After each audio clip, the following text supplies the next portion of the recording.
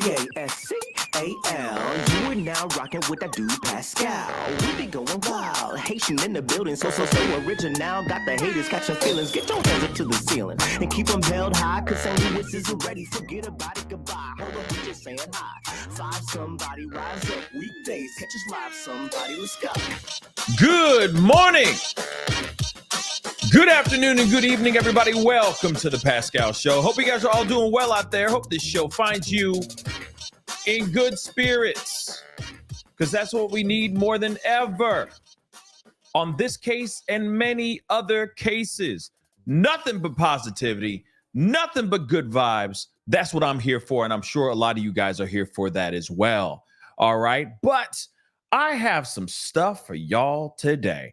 Man, I had planned to do this last night, but then I was like, you know what? I got other things to do. Then there was some other stuff that I needed to address on a late night show. So, which of course I took down, it's gone. But at the same time, I said what I said. I said what I said. And if you missed it, you missed it. I'm sorry. Okay. But like I said, we're moving on, sticking to facts. Staying away from the BS. Anyway, we're here to have a conversation about some stuff that's just popped off. Oh, by the way, I do have something coming up just to show you proof positive that I'm not done with that other case. I'm not done. Just wait. Be patient, my lovelies. Just be patient. Anyway, moving on. As I was saying, there's some stuff that's going on in this particular case that I wanted to talk to you guys about last night. So we're going to be looking at a few things. We got documents showing this Pastor JP is an absolute monster, and he has a history of doing these things. Then we have interviews from Mica Miller's own father. That is just absolutely mind-blowing. It is so disturbing, the information that we're going to hear in some of these interviews, that I could not watch it with you guys. Okay? So do me a favor. All right? Do me a solid. Hit that like button down below. Hit it, crush it, make it scream out your name. You know the deal. We're here for Mica Miller's case and Mica Miller's case alone. So please hit that like button down below so the story gets out there, the case gets out there, the awareness gets out there, because that's really very much important. Hit that reaction button if you're watching on any other platforms as well. That'd be greatly appreciated. Do not forget to crush that subscribe button, please and thank you. If you're watching on YouTube, and if you're watching on all these other platforms, please be sure to hit that follow button on Facebook, Instagram, TikTok, X/Twitter, all those platforms, please and thank you. That would be amazing. All right. We talk about a lot of stuff on this platform, everything from true crime all the way to pop culture and everything in between. So please be sure to hit that follow button and hit that subscribe button. Okay. That'd be appreciated. And of course, if you want to support the channel, hit that join button down below. Become a member of the family if you're watching on YouTube. Of course, if you want to support any further, go check out my Patreon, patreon.com/The Pascal Show. That'd be greatly appreciated as well. Okay, let's get into this. Good morning, everybody. Hope you guys had a good night. Okay. Most of us had a good night last night. But you know one family that's not having a good night? The family of Mica Miller.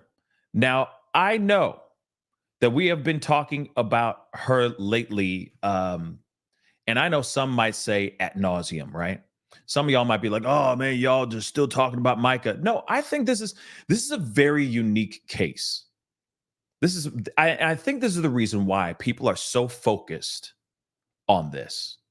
I think there's a reason why so many people are so feeling such a type of way about this particular case, because it is just so odd how the series of events that happened to this young woman's passing, to everything afterwards, how her pastor, estranged husband addressed his own congregation at the end of a service.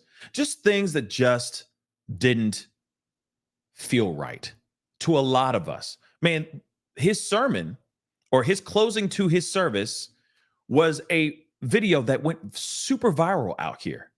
Everybody and their mama was looking at that and scratching their heads going, wait a second, well, doesn't that seem a little bit odd to you how he addressed his congregation?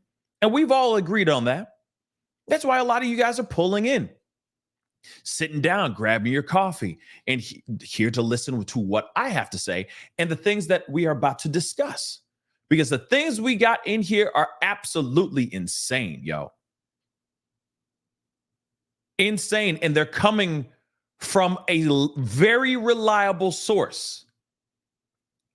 And I'm going to use the sound effect because I got to, because it's the only way I can emphasize this. These facts are coming from her own daddy.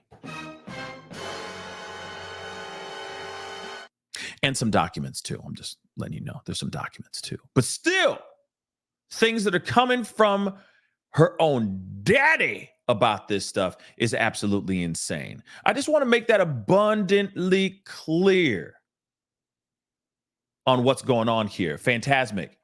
Yes, this case is crucial to the DV community and for serious awareness. Yeah, too many cases are passed off and these horrible criminals skate by with zero consequences whatsoever. Let me just say, yep, that's a big horn right there. That sounded weird, like I got a big horn for you. But you know what I mean. Damn right. This comment right down here below is absolutely right. This woman was absolutely a victim of DV, of various amount of different types of A, and then some. And we are going to be hearing at some point in this show information from her own father's mouth that concurs that. Real talk. Scary. Heartbreaking. Because you got a mother, or not a mother, I'm sorry, a young woman that was just trying to escape. That was just trying to seek refuge and get away from this monster of a pastor. Again, you know, I know I keep saying pastor, but that's what he is. Still out here preaching. It's not like he's gone up. It's not like the people at the church have sat there and go, oh yeah, we don't claim him. He ain't a part of us at all. And we have let him go. No, they haven't done none of that stuff, guys. They just said, hey, it is what it is. You know, he's taking a leave of absence and all that BS, right? When they actually should be like, we're doing an ongoing investigation. We're looking into this and we want to make sure that whoever is preaching the word in the house of the Lord is properly fitted for that job. That's what they should be saying. Or, you know, in some weird PR, you know, super fluffy thing. In fact, they could just go into ChatGPT and say, how do I tell people that this pastor is trash and we need to look into it before we actually fire him to make sure he is in the grounds of termination? Send. And it'll send you exactly what I just said to you a second ago, except more like an AI. You know what I'm saying? All right. You get what I'm saying. Nonetheless, pretty crazy stuff. Pretty crazy stuff indeed. All right. So real quick, Melly, thank you so much. Hey, happy hump day. Keep doing you, Pascal. You know what? You know what? I'm about to watch me, girl. Okay. Watch. All right. And trust me, like I said, I ain't done. This is the only time I'm going to address this. One last time. I'm not done. I got more coming. Hopefully it's today that I have coming. Can we be happy with that? Can I talk about Mica and other people's stories as well? Because they need light under the sun too, right? Thank you. So moving on. Mica The information that has come out has been absolutely jaw-dropping. I got some documents that I want to share with you guys first, okay? Real quick before we go into all the other stuff that we need to get into, okay? Because honestly, this stuff is mind-blowing. Because this shows to me that there was a history of this type of nonsense way before Mica Miller was ever a glint in JP's eyes. Real quick, hold on. Phantasmic, thank you so much for the super sticker. I really do appreciate the support. Thank you very much. Okay. I really do appreciate the support, guys. I really, really do. I never take that for granted. Thank you so much. Okay. Without you guys, I'd be just talking to a wall. So I really do appreciate the support on whatever topic I cover, right? I appreciate the support because all of these cases need some light under the sun. Oh, and also I have an announcement to make here in a little bit as well. It's good. It's good. It's good. It's nothing bad. It's nothing bad. It's nothing to, put on forums and lose y'all minds about. It's about something completely different. We're going to talk about that in a little bit as well, just to give you guys a fair heads up. But like I said, there's documents now that are out here. We're not going to look at all of them right off the bat. I'm going to do like half of them now and then another half later. But this shows to me that this man is an absolute monster. Okay. Now, Donna just said, Pascal, please interview JP's first wife. If she's down to sit down and have a conversation with me, I'm with it 110%. But if she is still like trying to stay in the background and still hiding out in the darkness, hey, listen, I can't blame her for wanting to stay in the dark, right? Stay in hiding and protecting herself, her family, etc. I don't blame her for that. Okay. But if she wants to come onto the platform, by all means, come on. Let's talk, right? Let's have a conversation. But like I said, there's an incident report. This is one of the many, okay? This happened 11/5/2015, around 6 p.m. It says here, on that particular day, the victim reported that the offender was in violation of their family court, quote unquote, or in parentheses, child visitation order. Now, just so you guys know, just to make this, send it all the way home, just to make it abundantly clear, Mica Miller and JP Miller never had children together. They never procreated. They don't have their own little offspring out here in these streets. So you do the reverse math. Who do you think this could be? First wife. But let's get into this. So, offender was in a violation of their family court, in parentheses, child visitation order. The victim said that he went to the offender's residence to pick up the children for his scheduled afternoon visitation. The victim said that when he got there, in parentheses, an hour before he was to return the children back home, the offender refused to allow the victim to take the children. The victim said that the offender's refusal put her in violation of their family court order. The offender said the only reason that she did not let the victim take the children is because it was not safe for the victim to do so. The offender said that she would never keep the children away from the victim. The offender said she told the victim that he needed to have someone drive him over to get the children because the victim did not need to be driving. So it seems like he might have been under the influence of something. The victim's right foot and left arm was injured to the point that the victim was walking with crutches. Both his right leg / foot, left arm was wrapped in a soft cast. The victim could only use his right hand / arm and left foot for the gas and brake pedal to drive. The offender said that simply was not safe for children and that she was only doing what was safe for the children. Now, what's interesting is, okay, he wanted to drive with his left foot. Now, I don't know about you guys. Have you guys ever tried to drive with your left foot? And also, this is a random question. I know this is a little bit of a random question, but you know how, like in over across the pond, you guys drive on the opposite side of the road. Do you drive with your left foot, or do you guys drive with your right? I know that sounds right. I know this is a random question, but I'm wondering, do you guys do opposite as well? Because you guys drive on the opposite side of the road, even down under.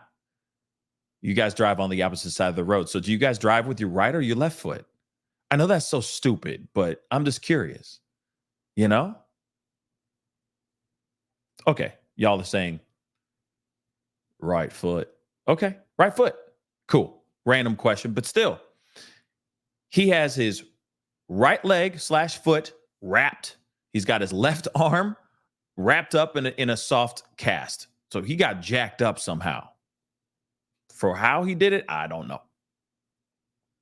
But there it is, right?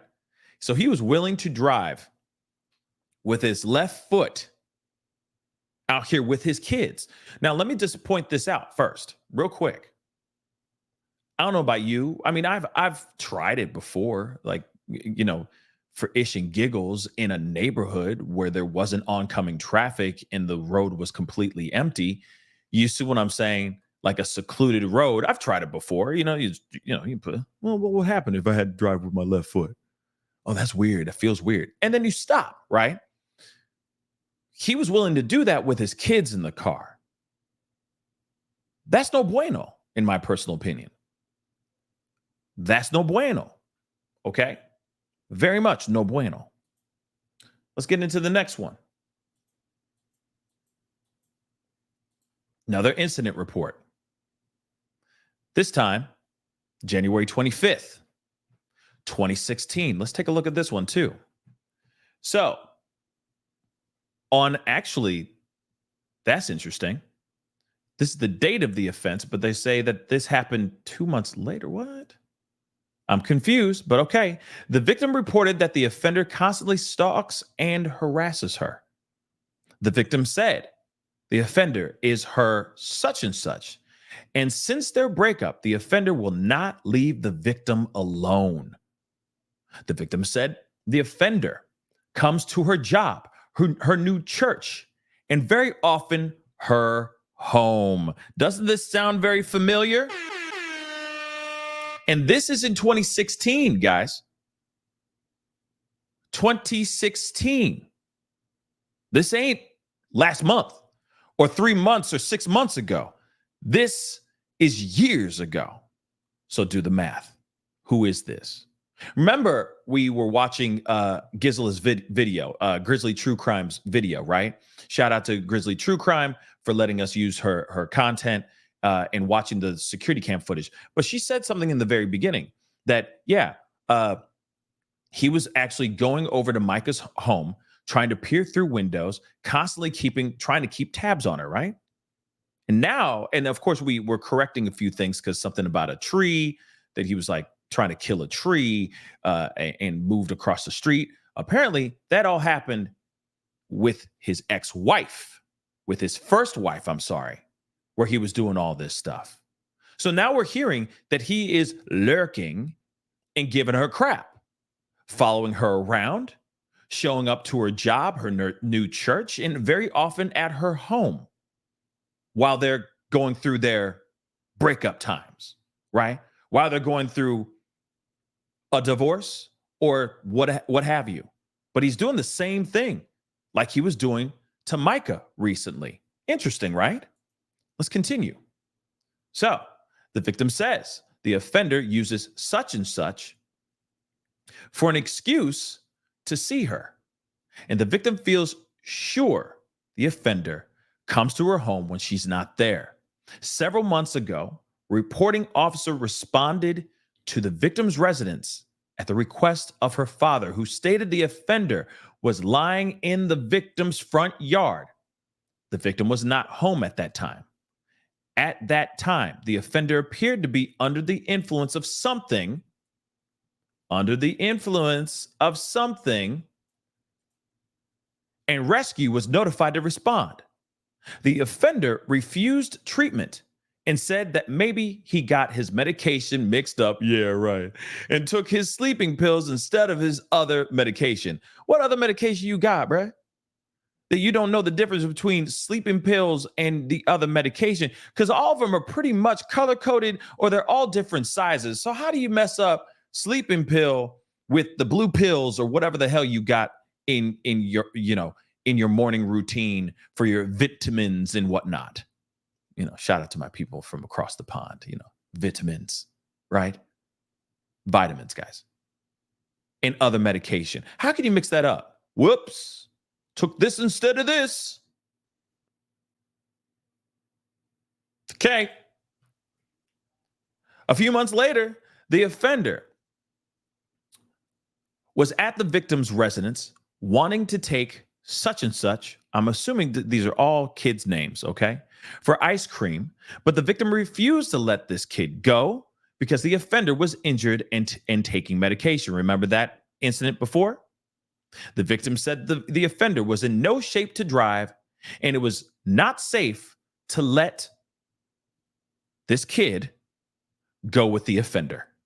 Reporting officer responded to the incident as well and did determine that it was not safe for the offender to take this kid out for mother-loving ice cream while he's hopped up on painkillers and, muscle relaxants and all that stuff. Again, you're seeing both incidents being sandwiched into one. But nonetheless, I need you to see something. Again, his ex-wife's father called 5-0, saying that he was laying in the victim's front yard. And the victim, of course, ex-wife, was not at home at that time. At the time, the offender appeared to be under the influence of something, and rescue was notified to respond. But what's interesting is when police came up and were trying to, I don't understand why they didn't just arrest his ass. Why didn't they just arrest his ass? Why didn't they? If you're under the influence, of course, if he wasn't in the car, he was on the ground, I get that, but why? Please explain that to me. He refuses treatment and he's like, oh yeah, maybe got my sleeping pills mixed up with my muscle relaxants or something. I don't know. I guess I messed up. I thought the vitamin D pills were the sleeping pills or whatever the hell it is. What? Why aren't they doing something about this? Right? That doesn't make any sense. That truly does not make any sense, right? So there's that other one, right? We got more. So this is another one. Officer report from Horry County Police. So let's take a look at this. Right. Shouldn't it be a DUI? Anita, right. Shouldn't that be a DUI? Or DWI? Right? Now the thing is that he's not behind the wheel, right? He's not behind the wheel, so I don't know. He's laying in the ground. He's laying in the grass. Kind of like, I'm assuming.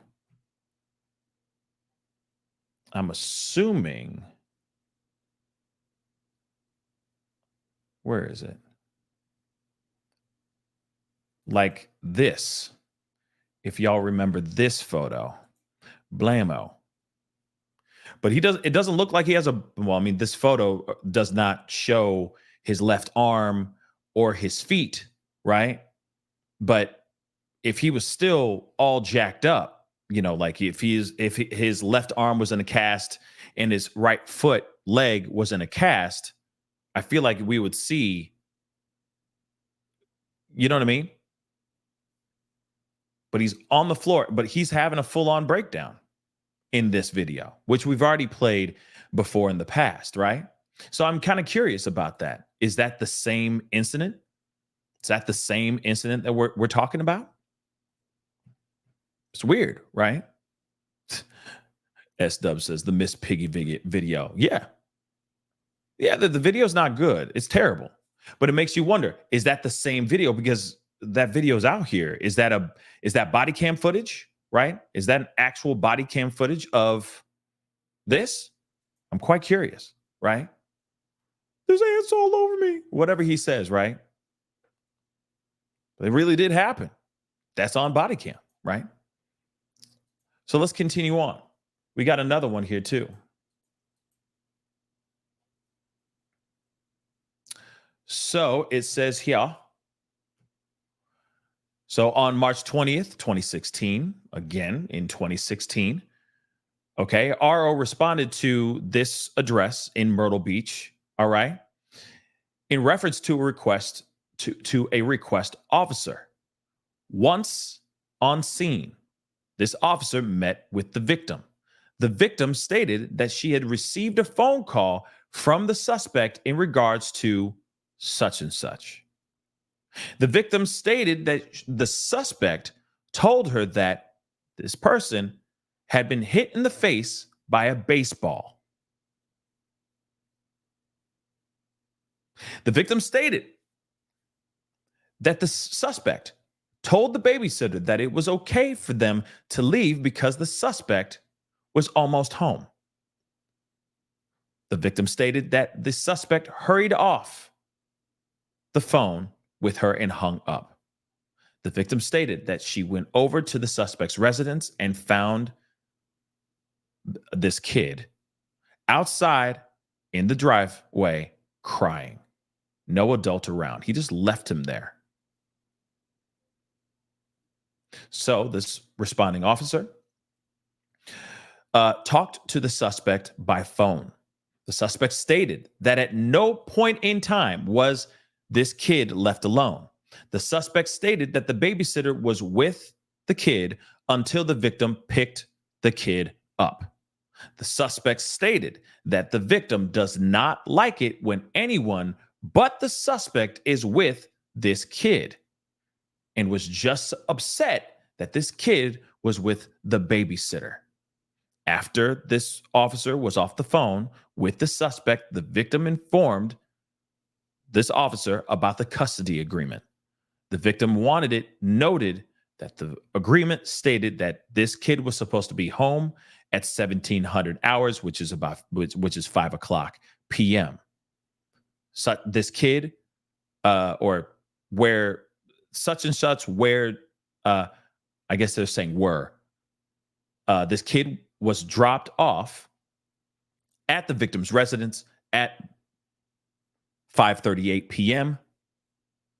while this particular officer was still on the scene. You know, like I said, it's nothing further at this time. That's what it says. Okay. And then, of course, it's just paperwork, filling up forms type crap. But still, very crazy stuff here. Okay. Very, very crazy, crazy stuff here. And the thing is like, let's be real. This is not, no matter how we look at this, like, hold on. The kid had been hit in the face with a baseball. Now that could be it could have been an accident. Accidents do happen and all that stuff. But why would JP kick rocks? He just left the kid alone in the driveway with a bruise because he got hit in the face with a baseball, crying his eyes out, alone. No adults around.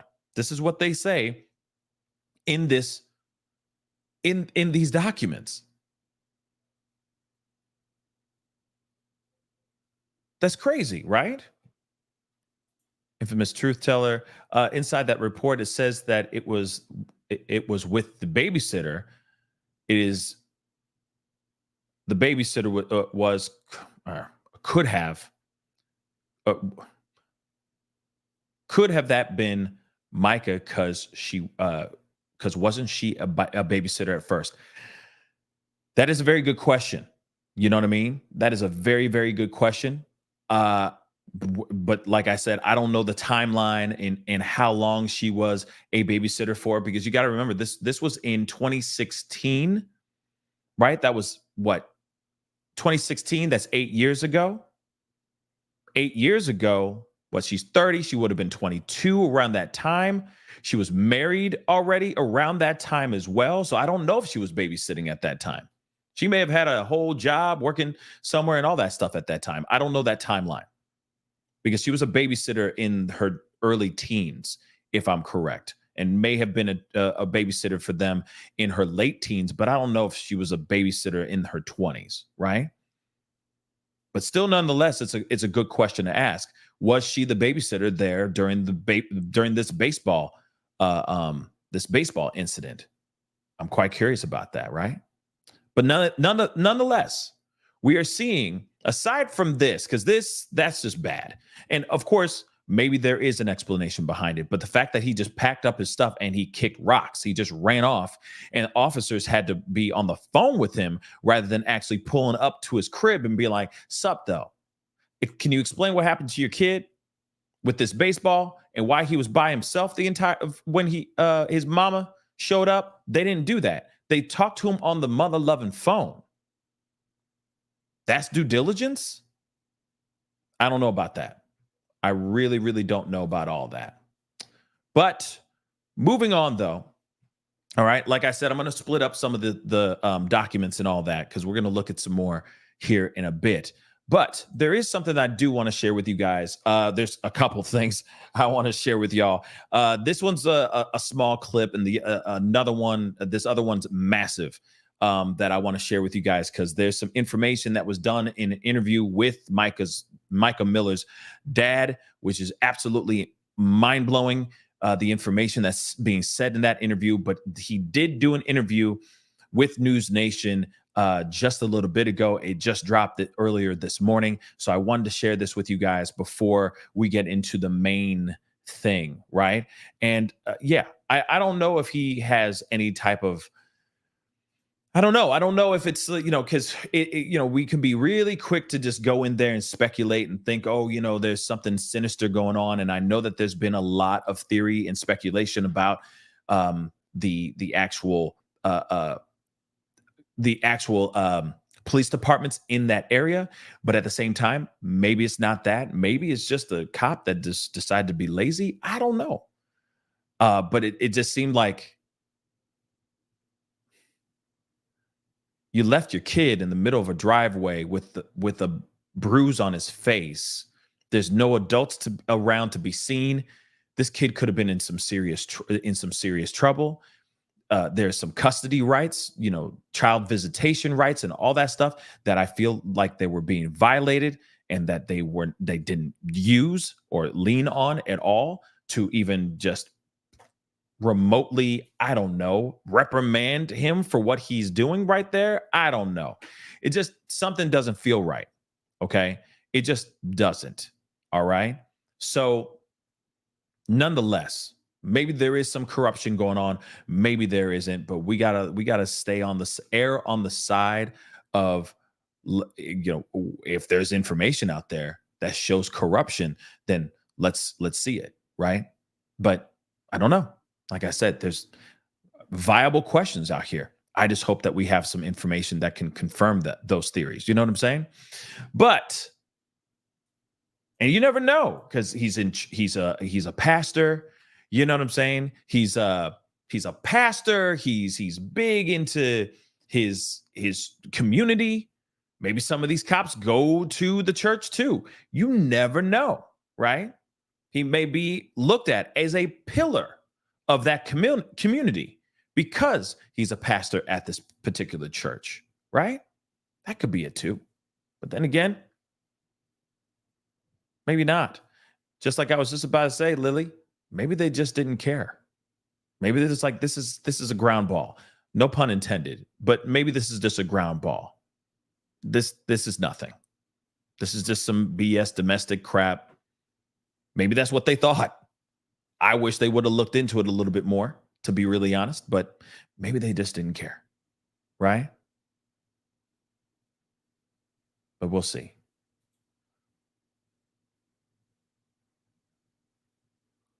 Let's see.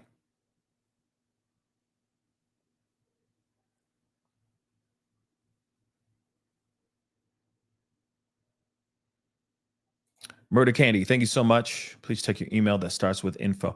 Yeah, I'll take a look at that. I'll take a look at that in a second.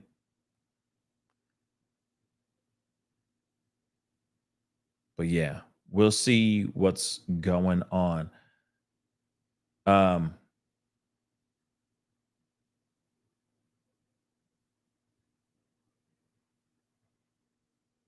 Okay.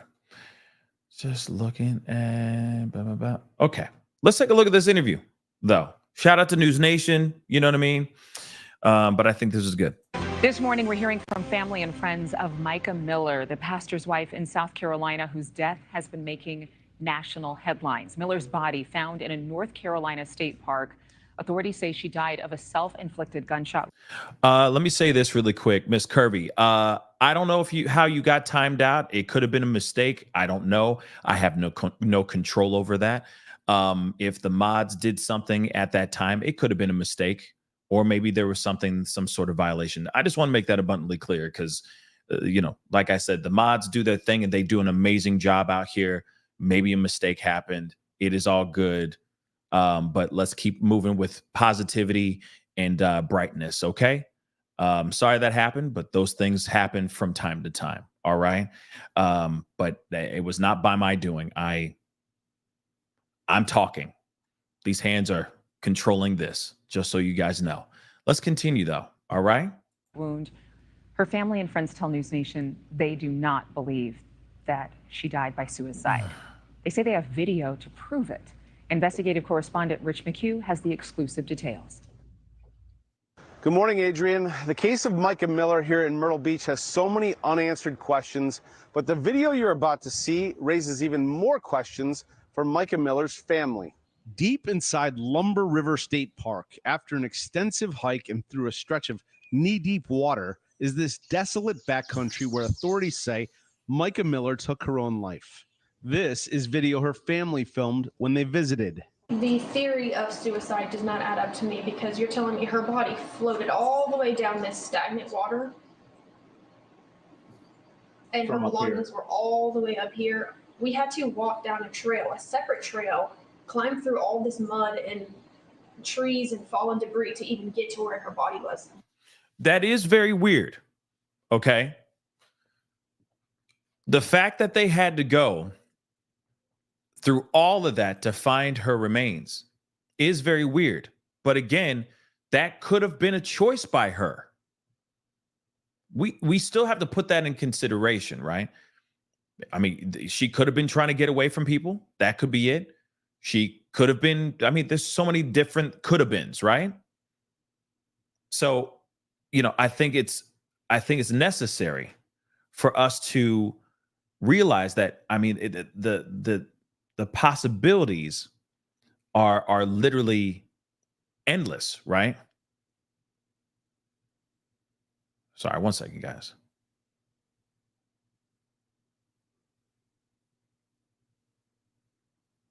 Okay. Had to make sure I got something confirmed in a little bit because I got something coming up for you guys in a little bit. All right. And I got some announcements here in a little bit. Okay. Sorry.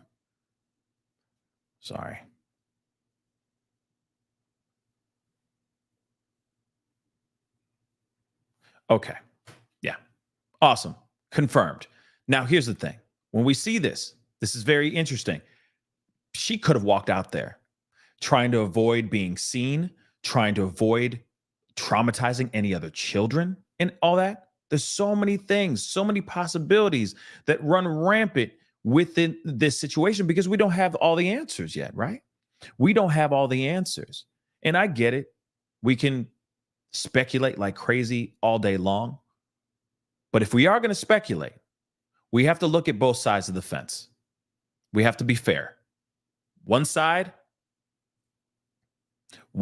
you have, okay, maybe she was being chased, maybe dragged out there.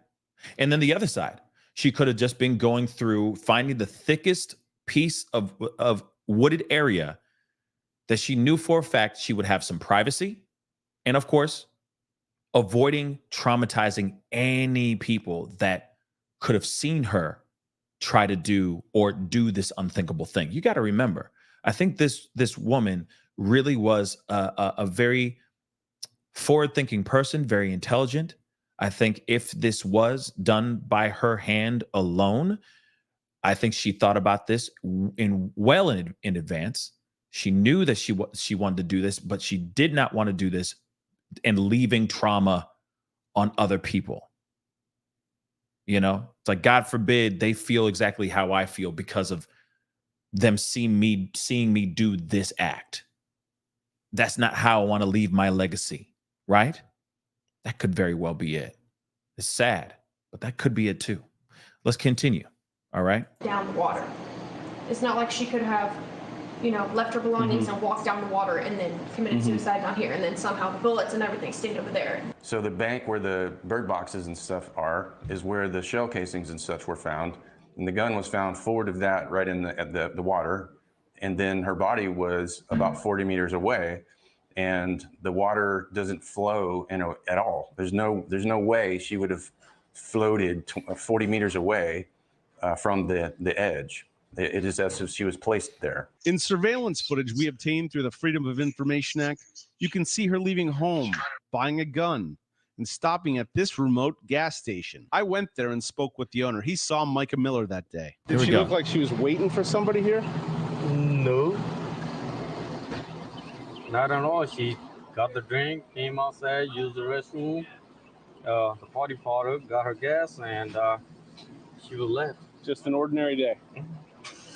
Nothing special, nothing, like just regular day, regular thing. She texted me again at 3:47 and said, "Are you singing this Sunday? I'll be at second service." And I said, "Yes." Mica's friend Angela Clark was among the last to speak with her the night before she died, making plans for Sunday, offering to help with car payments. She said, "Okay, I'm excited to see you up there." Despite all the surveillance, she is not buying the official ruling. Now, here's the thing. Okay, I get it. Like, I get it 100%. It's weird. It's very odd that she had plans. She was making plans. She was putting things together. She was having conversations with people the night before. She had a half-eaten sandwich in the car. But then again, I keep saying, like, maybe it was a thing. I don't know. Either she, walked into this place, bought the pew, walked out, and all hell broke loose, and it just happened to be at the same time that she got this pew. Or she planned this thing out, went in there, bought the pew, then said, okay, I got past that. I got authorized. This gun is officially mine. Now I need to go and execute the plan that I have set out in my mind. That could be it too.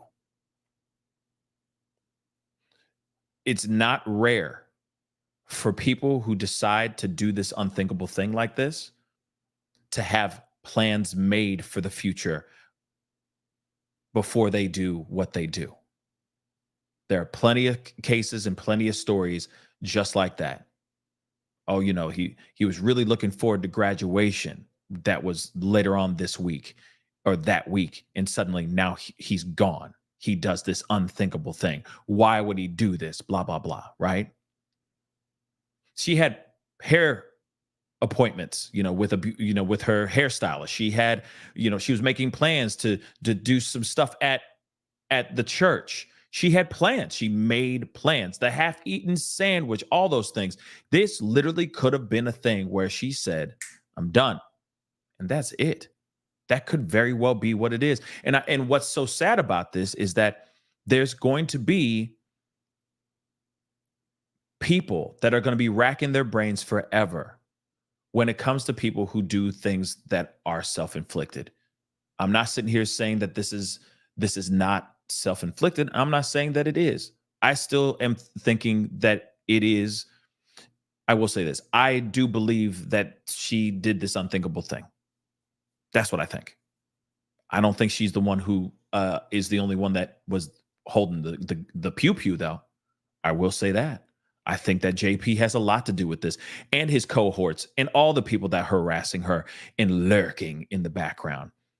Those are all things, all elements that I think drove her over the edge. That's what I think. But one of the tragic things that I think people who do these unthinkable things, what they leave behind are the consistent, unanswered questions that will be eating away at family and friends forever. They will all be asking, why did this happen? How did this happen? Why didn't we know about this? Why didn't we get any heads up? What's going on here? How? All of them. Who, what, when, where, and why, right? Why? Mainly why? Why did this happen? Shoot. I don't know if you guys remember Robin Williams, for example. I know that maybe some of you guys are not fans of him or not. It doesn't matter. A lot of y'all know Robin Williams, okay? Extremely talented, hella hilarious. I saw a stand-up with him where he was doing it live and it was all improv. And I was like, my Lord, this man is a comedic genius. Then out of nowhere, tragedy ensues. And he's found, suspended. And people are still trying to understand why. You see what I'm saying? It leaves a mountain of questions that will never fully get answered because we are not in those people's heads when they do the said unthinkable thing. And I think that this is going to be that thing too. Yes, I think that they need to tear this man down. Take his ass down because this guy is a monster. What he did to her is inexcusable, right? But I think a lot of us are still going to be wondering why this went down. And that may never be answered. But like I said, that is something that needs to be in the back of our heads, right? Throughout the course of this case and all that, because this could very well be open and shut case of self-inflicted. But let's continue. Not somebody that's ready to end their life. This is somebody that's making plans for the weekend. Right. See? And you know what? Oh, man. Living my saved life. Yeah, all the way from downtown. Yeah, and Twitch indeed. Remember that? That came out of nowhere. People are still speculating that some foul play was going on in that particular case, right? People are thinking that his wife, okay, had something to do with it as well, blah, blah, blah. I mean, there's been a lot of speculation around it, right? But we never have found out why this went down, why it transpired the way it transpired. Again, there's going to be speculation. There's going to be rumors. There's going to be theories. But majority of it is just heartbroken people asking the same question, which is why? Why didn't I know? What was going on in their head before this happened? So on and so forth. His way of doing things was wild too. And a lot of people like Living My Saved Life just said, a lot of people loved him too. Okay? Highly revered and highly loved individual, and then suddenly gone. And he had plans for the future too. You know what I'm saying? And then out of nowhere, boom, this happens. So that's what I mean by something led to this, right? Something led up to this. She was pushed beyond the edge. That's without question. But now it's a matter of figuring out how, and if there are breadcrumbs that show us why, then we figure out those whys. And if we can charge somebody and get justice for that, then I hope they're doing exactly what they need to do, right? Let's continue. You know, and getting her car payment made. Why do you worry about getting your car payment made? For that matter, why do you pay a lawyer $5,000 and file for divorce and have someone served? There's so many unanswered questions. Like I said, I can't wrap my brain around it. None of it there's so much that just doesn't make sense. Her family agrees. It does not add up. So you do not believe she took her own life? I do not. I believe that it was all staged. I believe that the whole thing was premeditated. It's all part of why the family hopes that the FBI is taking a deep look into this case. Adrian? Now, here's the thing. I feel for this dad. I really do. Oh, and we go hear some new stuff. We're going to hear some stuff, y'all, in just a minute. I swear to God, you're going to listen to this thing. You're going to be like, what? Now, this is all stuff coming from the dad, okay? So this is his own, what he's heard from her and all that. He believes that this was premeditated. That's what he believes. I don't blame him for having that theory. I don't. He could very well be right. But it could be premeditated. Hear me out. Hear me out. This is going to sound crazy. But just hear me out on this theory for a second.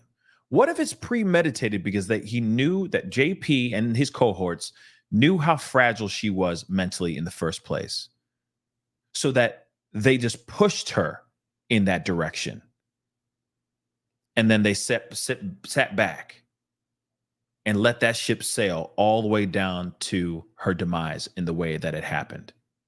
What if they knew, okay, if I just manipulate and lurk and harass her and torment her mentally and try to smear her online and do all these crazy things to destroy her character and who she is and all that stuff, slash her tires, make her think she's going crazy, so on and so forth, to the point where she does what she has apparently tried to do in the past. Something to think about. And if that is the case, then damn right it's premeditated.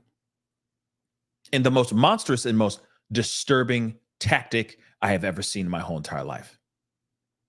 But you know for a fact this man and his cohorts were doing everything they could to make her life a living hell.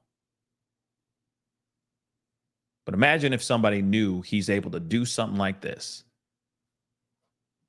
that she's tried to do this unthinkable thing in the past. He's even said, yeah, I put a tracking device on her car because I wanted to make sure she wasn't going out to go and get a pew-pew, because she's tried to do that before. She's tried to do the unthinkable to herself a couple times in the past. If you already have that in the back of your brain and you are maniacal and you diabolical and you're a manipulator and you finesse people all day long, like Pastor JP, who's to say that he wasn't premeditatedly setting this whole thing up so that she just picks up the breadcrumbs all the way to the edge, to the point where she just has to leap off herself. I'm just saying it out loud. I know that sounds like some crazy psychological thriller type ish that you would only see on Lifetime or something like that, maybe Tubi. But at the same time, imagine that. No matter what, I agree, Ginger, he has blood on his hands. For sure. Whether this was premeditated, if it was staged, or if she did this herself, he still has blood on his hands. For sure. Okay?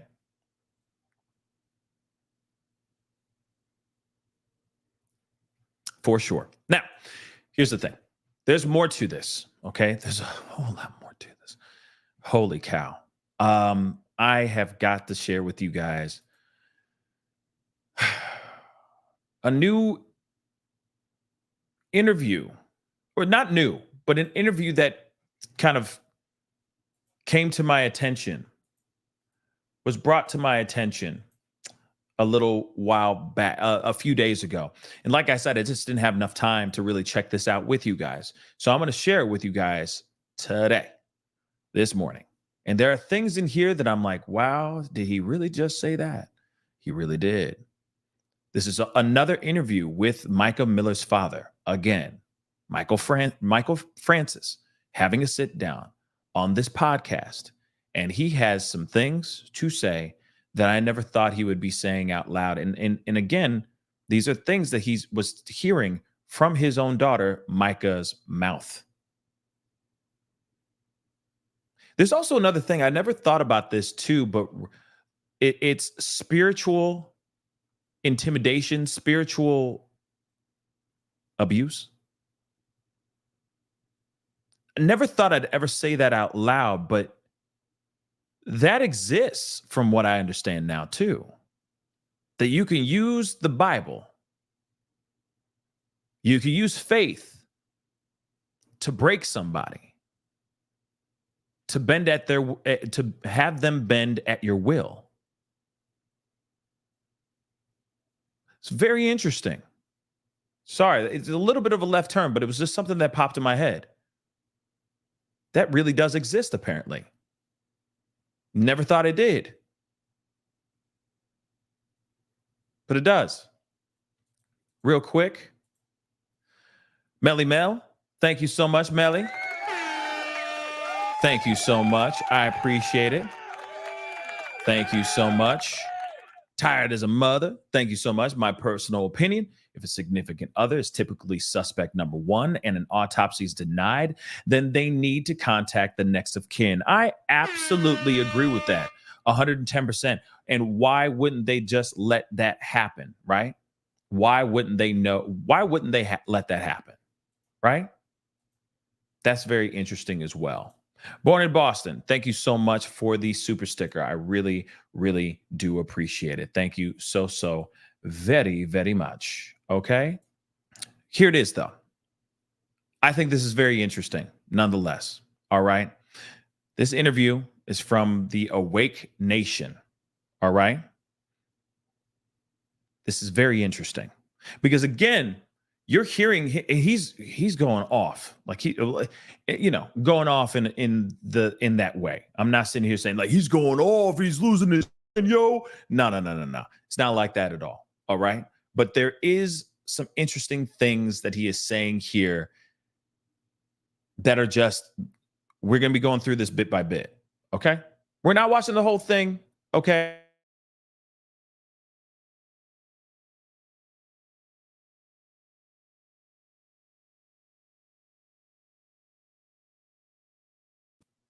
It's not, sorry, that was weird.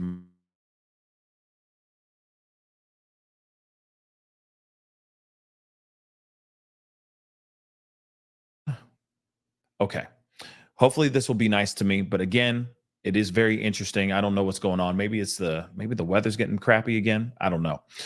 But nonetheless, this still is very shocking. The information that we're going to hear here is very interesting, very shocking. And he's confirming a lot of the stories about his love for S workers, his encounters with the third kind. No, I'm just kidding. But his encounters in the bedroom with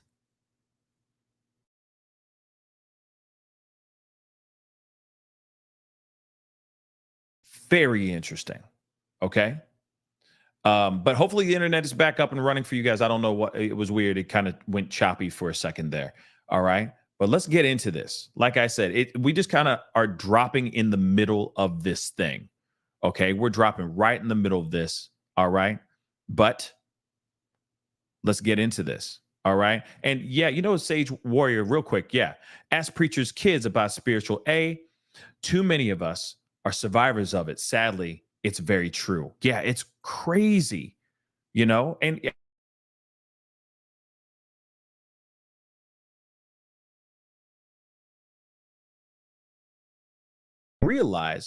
I really didn't realize that it was a thing until I saw it out there and people were talking about that, right? Yeah, hold on, guys. Okay. It looks like I'm good. But yeah, it's tripping right now. I don't know why.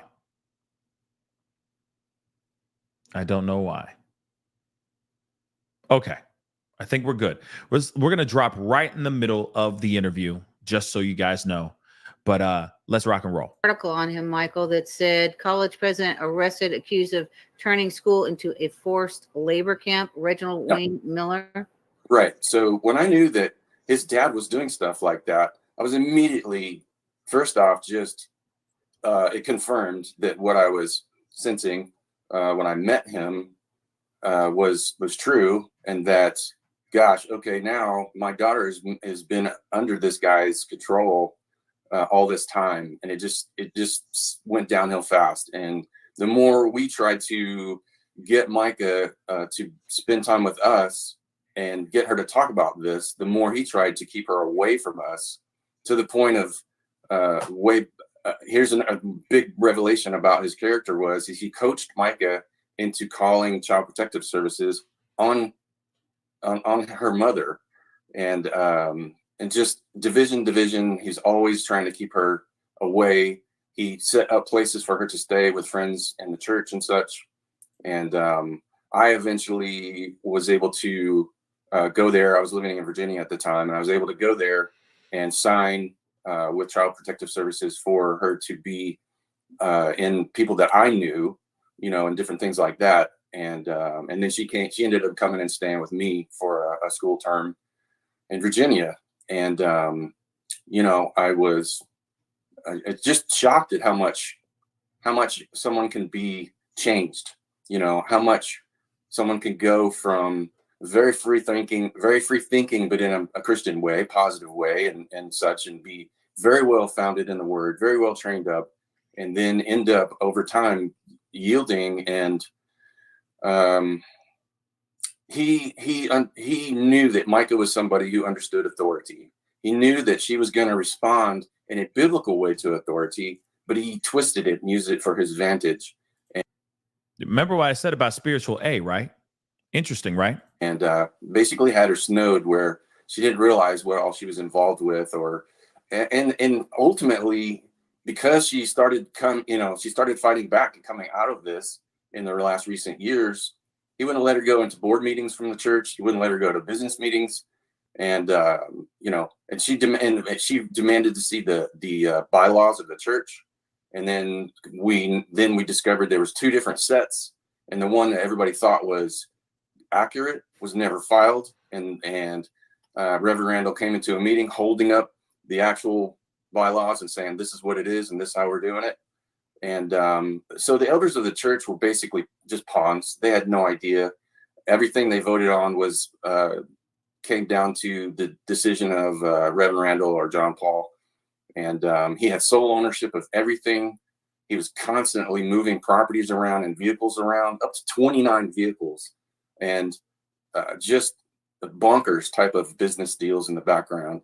And Mica was totally oblivious of it, because he wouldn't let her in on it, because he knew she would be blowing the whistle on it. She knew she would respond, because even though he had, forced her and compressed her in her life, train up a child in the way they should go, and when they're older, they won't depart. That started coming out in her, and this righteous indignation started rising up within her and within us. And she, as she came and stayed with us and stayed with her sister and such in Kansas with Destiny, the shells started peeling away, and she started realizing more and more how much she had been brainwashed. Isn't that crazy? Now imagine being a part of that. Imagine being her, and you start to realize more and more that this person has been manipulating you, messing with your head, all that stuff. I mean, imagine what your mind would do after realizing, like, ever since this person stepped into my life, they've been doing everything but manipulate me. Everything has been according to their own agenda and not for the betterment of my own life. Imagine that. That would make any person crack. That would make any person snap. Let's be real, okay? Let's be real. Yes, we call that MK Ultra. Yeah, how manipulative people can be, and especially people in position of authority, like a pastor and that sort of thing. I mean, his character, like from the pulpit, from the platform, whatever, bragging. I haven't driven the speed limit a day in my life, and just different things. Like I've said before, he always says in a sermon at some point something that he actually will do or has already done or is doing. And I don't know if that's something that God does that kind of squeezes it out of them, and we're supposed to pay attention. But as was revealed in this recent video, that he had literally said, Mica said after this statement that loyalty was his currency. And regardless of his actions, he expected his congregation to be loyal. And he literally said in a sermon, would you be loyal to someone who was a felon? Would you be loyal to someone who was convicted of murder? And that is a real sermon that he did put out there. It's out there. Everybody's playing that quite a bit when this case was like hot out off the presses and everything. People came in with receipts on this one for sure. And here we are. Now, Wow. Can you tell us about how Mica came to know him? Because I understand she'd been groomed for about 10 years since she was 14. Yeah. Did he also preside over her wedding? Yes. She met John. This part is just insane. Get ready for this, okay? And yeah, Priscilla, I'm wondering the same doggone thing. What was he? What the F is he? Was he preaching? You know what I mean? How do you go into God and then go? Would you support somebody who's like what? Why? In other words, manipulation. That's all. Like I've said before, he said they go, oh yeah, I'm a convicted felon. They're like, oh, we still love you. Thank you so much for confessing. You know what I mean? We got you, preacher. Stuff like that. Get out of here, man. Manipulation like crazy, manipulation. John Paul, when she was 14, it wasn't 10. That was a mistake. Whatever. 2014. I'm sorry. She was 14, and they met at the church. She was in the youth group, and she was 14. She ended up marrying. She left from my place in Virginia. She left and ended up getting married not too much longer, when she was 18, to a great guy who was good buddy with John Paul. And but of course he was under his influence as well. And he had him doing things separate from Mica, so that even though they were both active in the church, a lot of times, unless they were literally on the platform singing and he played drums, then they were doing different portions of ministry. And he was able to spend even more time with Mica alone as she got old enough to be like a secretary, old enough to, she ended up working his media for him and doing media designs and such. Crazy. And so he literally, actually, even from the beginning, even though he presided over their wedding, he started dividing them. And I want you guys to remember, I just want to quickly remind you guys, all right? And of course, I got to come in and out of here for fair use and all that.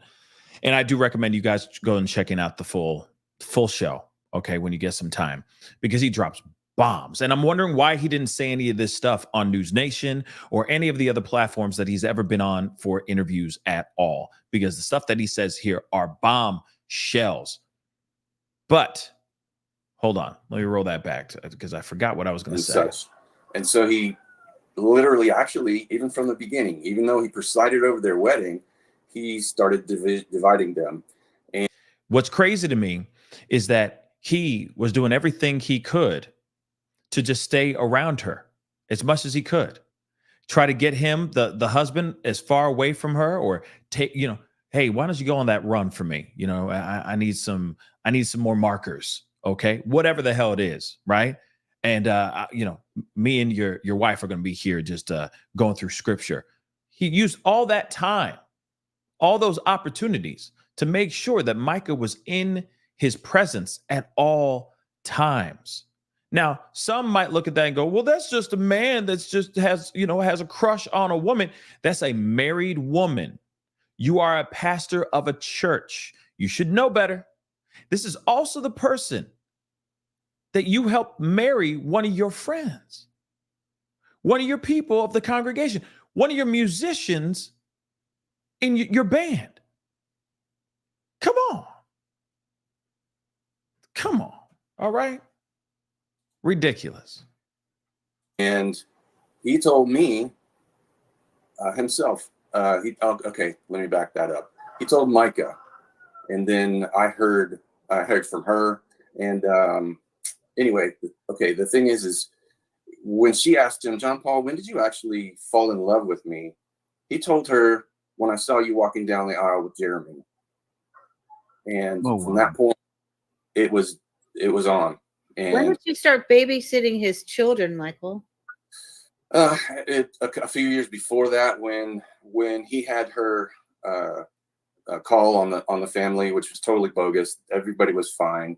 John Paul orchestrated that. He's a narrative controller, and he always develops the narrative in his thinking ahead of time before taking action, so he knows the next steps before the other people do. Well, when she was separated from the family and before she got married, she was like 16, even when the family was still there, from probably 15 to 16, she was babysitting for him. Okay, so was that the cause? Do you think that an affair happened then before she got married?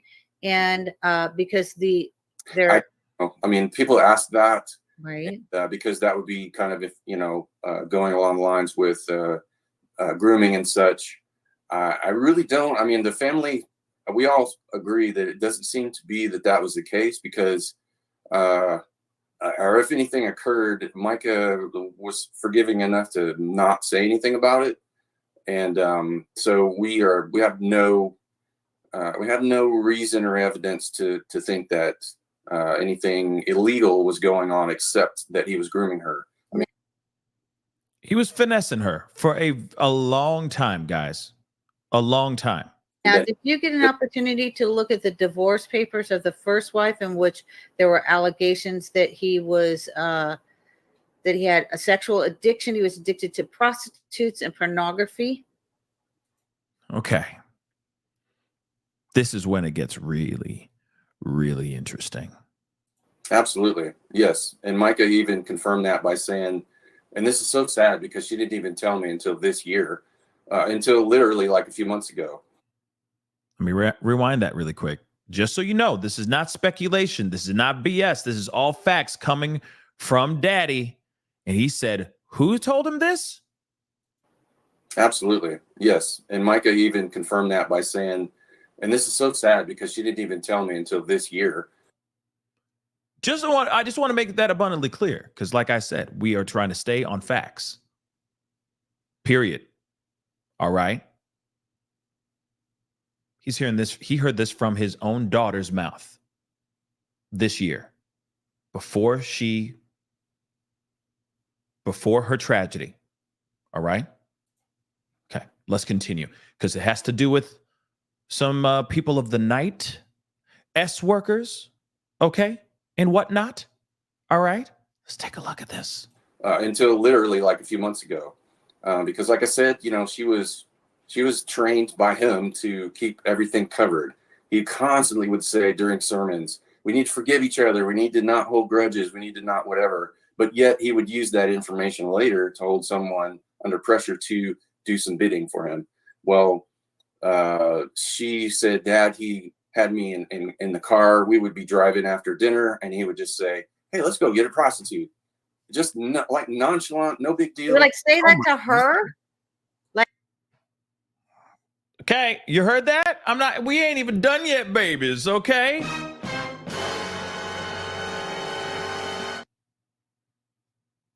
We ain't even done yet. Let's just go get some prostitutes. It's coming out of his mouth. According to his own daughter, Mica. Remember the things that we were hearing before, right? We heard from TikTokers that are apparently very close to the case, very close with the family and all that stuff. They put out the information saying that, there was some extracurricular activities that Mica was reluctantly involved in. And now we're hearing it from her own daddy's mouth.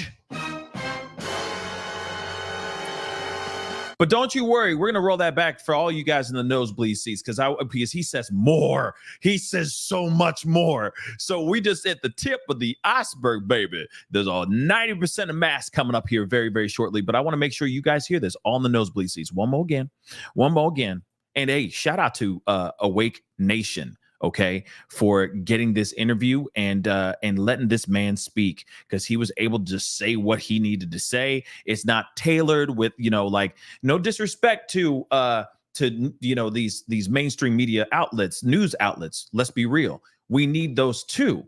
But it's nice that he's able to get onto a platform and just say what he needs to say, right? Without having to be cut off or, we only have 30 seconds. You just see what I'm saying? I appreciate it. Take a look. But yet he would use that information later to hold someone under pressure to do some bidding for him. Well, she said, Dad, he had me in the car. We would be driving after dinner, and he would just say, hey, let's go get a prostitute. Just like nonchalant, no big deal. You would like say that to her? Like, Yeah, did he want her involved in a Like threesome? he wanted some kind of a threesome? Absolutely. Now, it's funny how he is allegedly going to Mica and being like, I'm kind of hungry. You hungry? It's kind of like that. You want to see some sex workers? I kind of want to see some sex workers. You want to see some sex workers? Okay. Let's go check out some sex workers.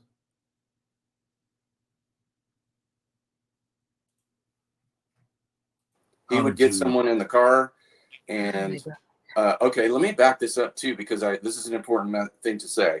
Bruh. John Paul uses things and of course twists the narrative. He used her remarks to say she was crazy because she made a comment saying, if I'm pregnant at this time, it could be a black baby.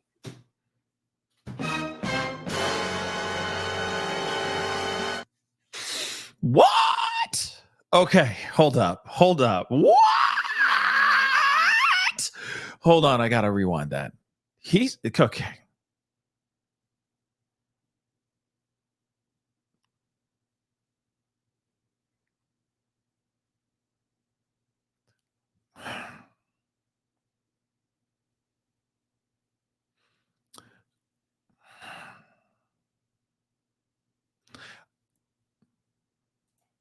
And okay, let me back this up too, because this is an important thing to say.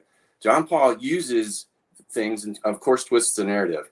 He used her remarks to say she was crazy because she made a comment saying, if I'm pregnant at this time, it could be a black baby.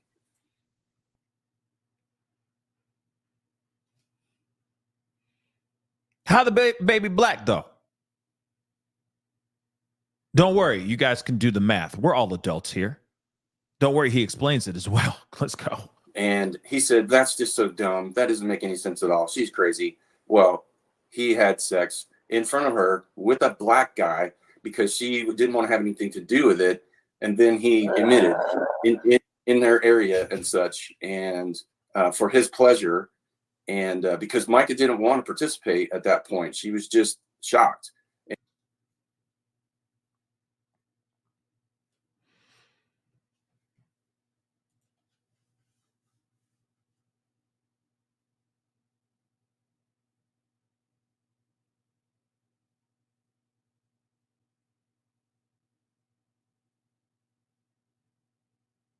Mm-hmm.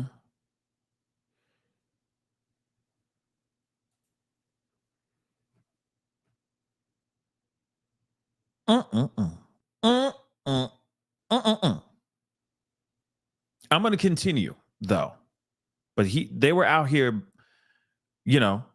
pulling over, and he's like, let's get the prostitute. And then she literally said,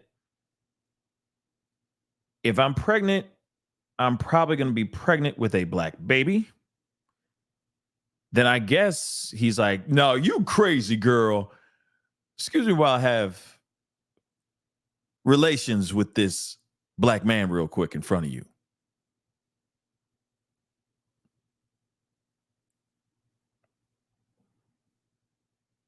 Okay. This is coming from, you understand, this is not somebody calling anonymously on a show and just dropping crazy bombs, okay? This is not somebody just, sending in an email with theories. This isn't just some TikToker or some YouTuber dropping this knowledge. This is coming from the daddy himself.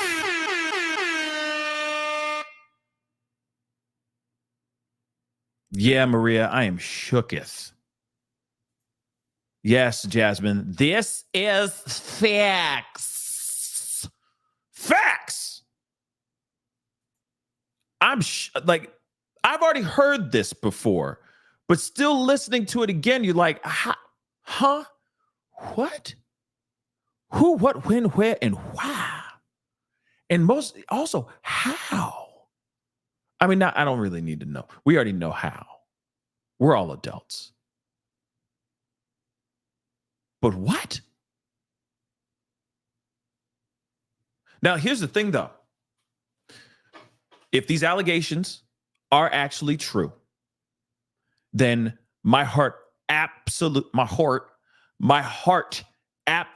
breaks for Mica. And my heart absolutely breaks for Mica's family as well, because I got questions about that. Like, because we can all look at this and go, oh my God, clutch my pearls and dun, dun, dun, and all that stuff, right? But we got to boil it all the way down. And when we boil it all the way down, the common denominator is this man tormented this woman. He used her.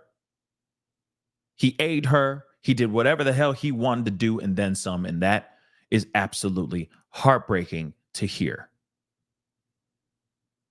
Absolutely heartbreaking. He used her like she was his own little S toy. We got to use these code words. I hate it. But yeah. Mind blowing, guys. Because yeah, it's easy for us to instantly look at this and find something, somewhere in there, a silver lining of something a little bit laughable about it. But you got to remember, this is something that someone went through to the point where it made her mentally break. Do you see what I'm saying? She went through this. And watch this man have relations with other people right in front of her if she was not participating or forced to participate in these actions. And this is coming from her father. This is not coming from some random friend that's like, I heard this thing about this story. No. It's from her own dad, who's saying she even confessed and confided in him about this earlier this year. It's crazy. But you know what's also interesting is that I got more questions, which we're going to talk about here in just a minute. Let's continue on because it's still crazy. And so she was just thinking there's, that could be possible. That's why she said that, not because she's crazy. Because he submitted her to that. He demanded it of her. And that there was multiple occasions of this happening. I'm so sorry, with various people, various prostitutes. Various people, various S workers, and all that. Okay? Like I said, we've been covering the whole Diddy situation. Cassie got away. She found refuge. She was able to come back out on top. She has been vindicated, at least for now, until they, until the naysayers find something to push back and make her life a living hell all over again. But still, no matter what, she has been vindicated because of that video that leaked. But Mica was basically Cassie to JP's Diddy. That's insane and absolutely heartbreaking. But I have to say this. I'm going to say it now to get it out of my head and before I forget it. So let's just get into this, okay? First and foremost, I'm still wondering why, if she confided in them before.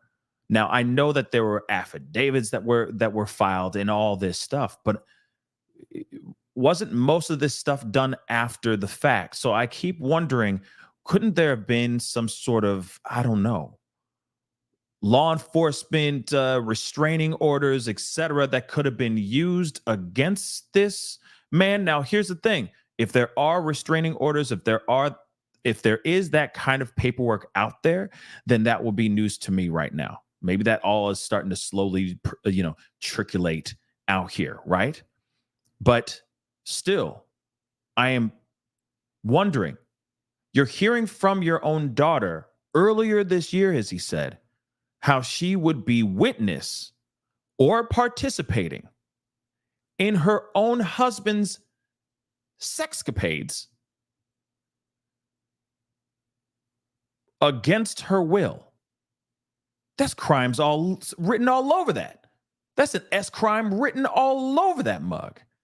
So why wasn't anything done in the past? And like I said, I'm not knocking Michael. I'm not knocking the Francis family. I can only imagine what they're going through. And like I said, I only know as much as I know right now. Maybe there have been things that have been filed that I know nothing about right now, right? And I'm sure that'll all come out soon. But still, it's pretty mind-blowing that you have somebody who has gone through some serious ish like this.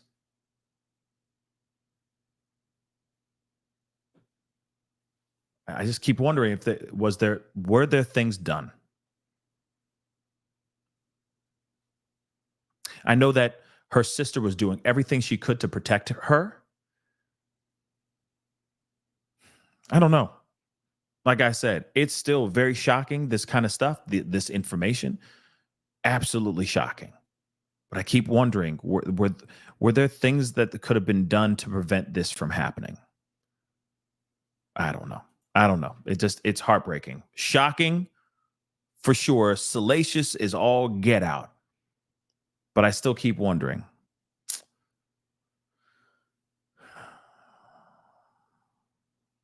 Could something have been done to prevent this from happening? And maybe there's no answer to that, right? Maybe there isn't.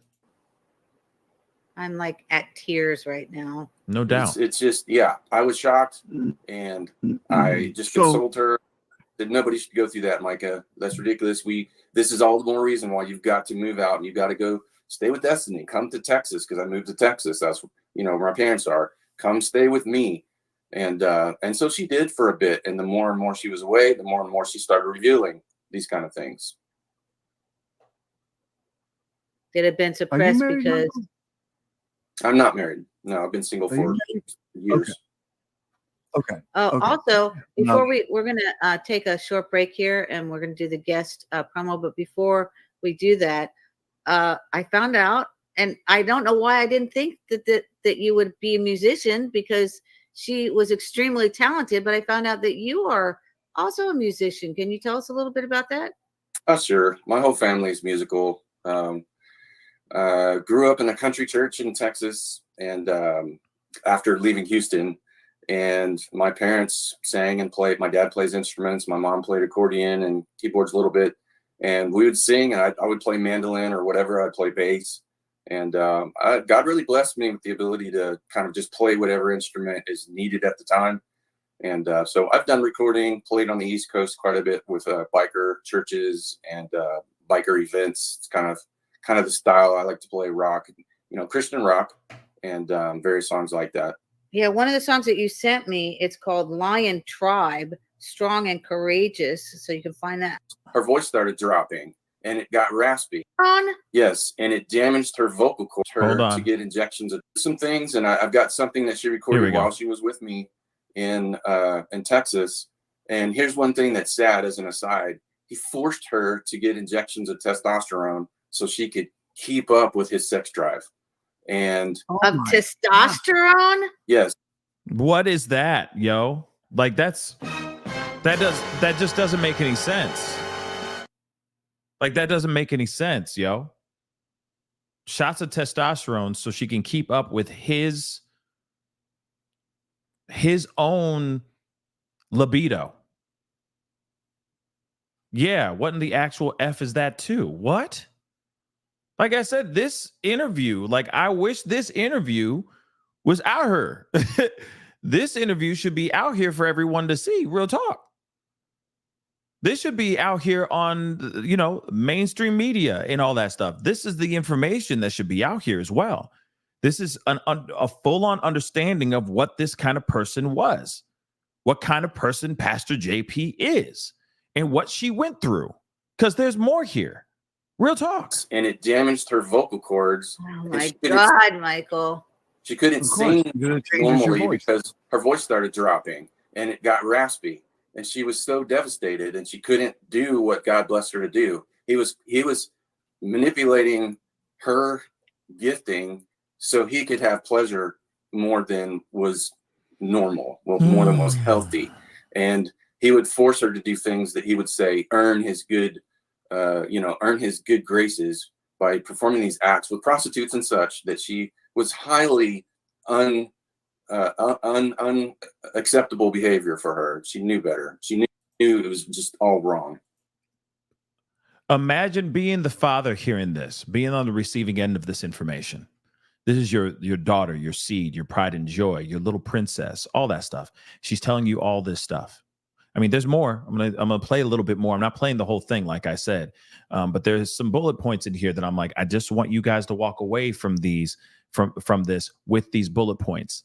But he literally was manipulating her to no end and being like, you know, if you want to be in my good graces, you need to act as such. You need to do this, that, and the third. You need to take shots of testosterone so your drive, okay, matches with my libido, okay, with my appetite. All right, so I'm properly satiated and all that. This is all coming from the dad. This is all information coming from the dad.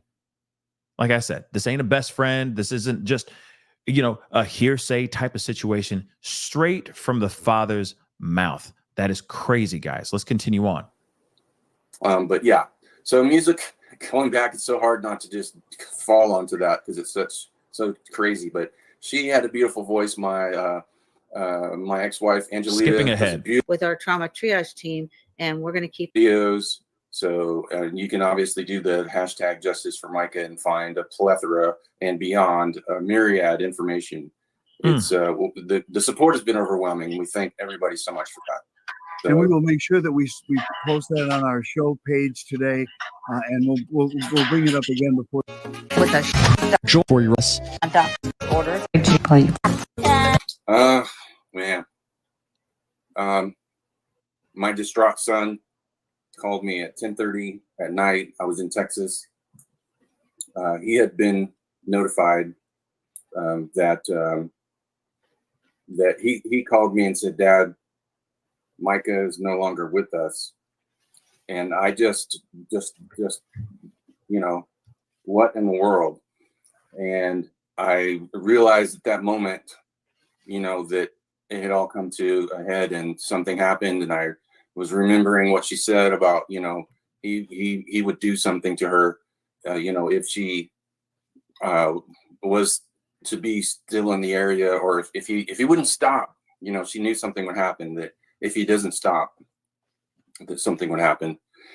And then, of course, following up, he sent a text message to myself and my son and said that she had passed. And then he sent he sent a group message to my family saying, "Good job.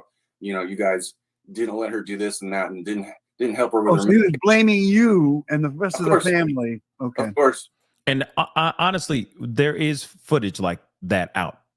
There is screenshots of this text message that he put into a group chat with the Francis family, basically saying like, "Good job. She's the reason. You guys are the reason why she's gone." Type thing. Like, does a pastor do that? No, they don't. I can answer that for you really quick. They do not. All right, but let's continue on. Not, "Hey guys, I can't believe this. Mica has passed." It's so sad. It's so terrible. No, he went right to the blame narrative like he always does, because nothing is his responsibility. Yep. And he began saying, you know, you didn't let her take her meds. You didn't help her this and that. And then we're just like, you are so off backwards. You're just lying to our faces. We never told her, don't take your meds. We said, follow what your doctor says. The only thing I was, you know, said at a certain point was, here we go. You don't probably need lithium. You probably need something less than that, if anything. Now, one thing I do want to know about is that lithium, for example, because I know that's a pretty heavy drug. All right, that can be a heavy psychological drug.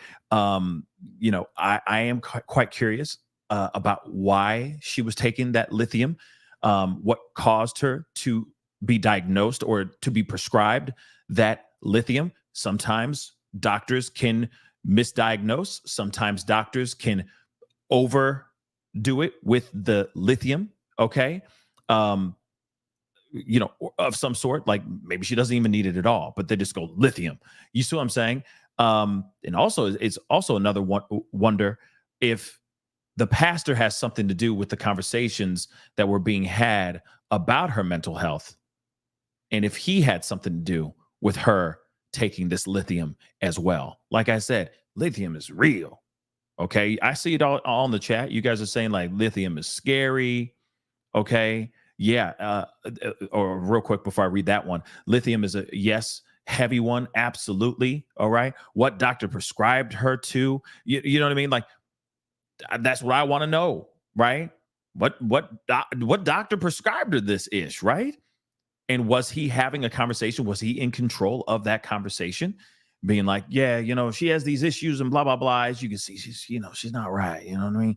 And then the doctor's going, oh, well, you know, maybe I can just up the dose, or, you know, maybe she needs a stronger dose of whatever because she's having these mental health issues, or she's having these psychotic breaks because she's realizing the situation she's in, or she's psychologically breaking because this man is putting her through situations that are absolutely terrible, right? Just all things to put into consideration, right? But there's more. Hold on. This part is crazy to me. Let's take a look at this. Because she was not diagnosed with anything until she was out of it because of anesthesia and numbing medication from the surgery. Okay, so let's back up a little bit. Yeah, I'm like, yeah, you might want to back up on that, because this is all new information for me too, brother. So can you explain this? She started taking medications after some sort of surgery. Yes. Okay. Well, as you stated earlier, he's a sex addict. He involved her with prostitution, etc. Mm-hmm. Well, I mean, ultimately, you could say he wanted a Barbie doll kind of wife. So he convinced her to have breast augmentation, which she didn't care about. I mean, she thought, okay, well, maybe it'll make me be a little more feminine for him or whatever. But she was super active. She didn't, you know, she was built in a way where she could climb and jump and run and do things, you know, and she didn't need large breasts, you know, kind of doing what they do. So, but he, you know, convinced her to do it. And he also seemed to have convinced the anesthesiologist and whoever else, the doctor himself, to over-medicate her because he told them that, oh, well, she's terrified that she'll wake up during the surgery. So be sure to give her plenty of anesthesia. And maybe he was hoping she wouldn't survive the surgery. No, I think he, well, I have no idea. No, he wanted her to survive because he wanted her to be his wife. It's just that he over-medicated her. They did. That surgeon was barred from practice and had to shut his practice down.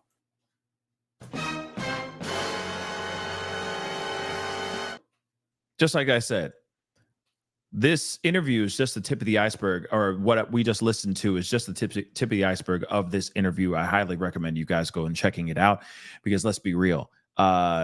Shoot, this is the conversations that should be had, but they're not talking about these on other stations, on other. I haven't seen this on a podcast except for this one. I promise you.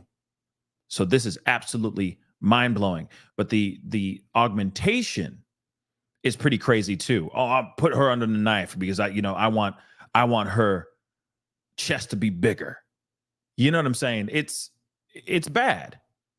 It's very, very bad. And I mean, don't get me wrong, ladies, if that's what you want to do, that's what you want to do you, right? If that's what you want to do. But if you're just doing it for your man because your man is forcing you to do that, that's terrible. I don't wish that on anybody. That's terrible. All right? But like I said, that is just the tip of the iceberg of that interview. I really, really recommend you guys going and checking that out, taking a look at it for yourselves, because again, it's not good and still extremely messed up. All right. Hold on, guys. Sorry. Just pulling up a few things. So of course, I have a few announcements really quick. I am going to be back on in about 45 minutes. So I'm going to be going through these this paperwork here very shortly, okay? Because we still got a few more documents. I'm going to go through a couple of them. I'm not going to go through them all, but we are going to go through a couple of these things. So I am going to be back on at 1 p.m. Central Standard Time. That is 45 minutes from now. We are going to be talking about Sebastian Rogers. Oh my gosh, are we talking about Sebastian Rogers? Yes, we are. The reason why we're talking about Sebastian Rogers is because there has been some things that have been presented in an interview on News Nation.